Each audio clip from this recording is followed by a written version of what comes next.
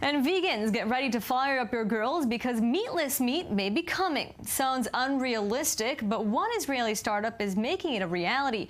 Supermeat is looking to produce meat and chicken by bioengineering cultured meat from animal cells. The company launched in December and began crowdfunding earlier this week, already receiving some $58,000. And joining us is the VP of Marketing and spokesperson for Supermeat, Ms. Ashil Friedman. Thank you very much for being with us. Thank you for having me. First of all, can you explain how you create this meatless meat that is really meat? Yes, of course. You take a cell biopsy. It's a one-time thing. You take it from, in our case, a chicken. You take it into some sort of a meat-producing machine, if you'd like. That inside of that meat machine, there are physiological conditions that mimic perfectly the inside conditions of the chicken. So the cell sample is convinced that it's still inside of the chicken. That way, it keeps forming muscle tissues that we know is the meat that we buy in the supermarket today. So now you're still towards the beginning. I just started crowdfunding, and the price may have already gone up because I've been checking it throughout the day, and it's been skyrocketing. But how long can it take for something like this to be ready, and how quickly can it be part of the market and around the world? Okay, we're talking about 1.5 to 2 years' time for the first prototype, and in 5 years' time, we're expected to hit the market.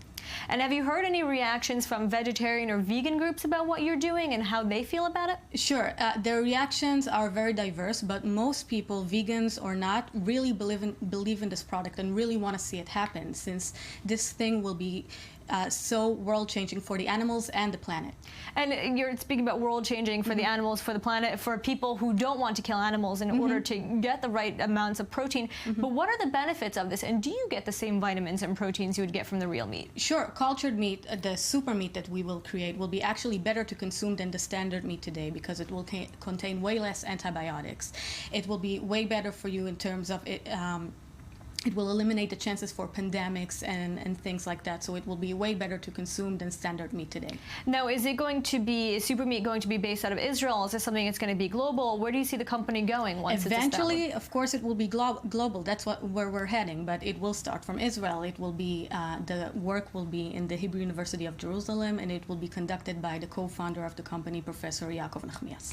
And the other Israeli companies who have gone global have gotten some kind of pressure and hit by the BDS movement, SodaStream, for an example. Is there any fear that you may generate the same reaction from people around the world, or do you already have a plan to counter such things?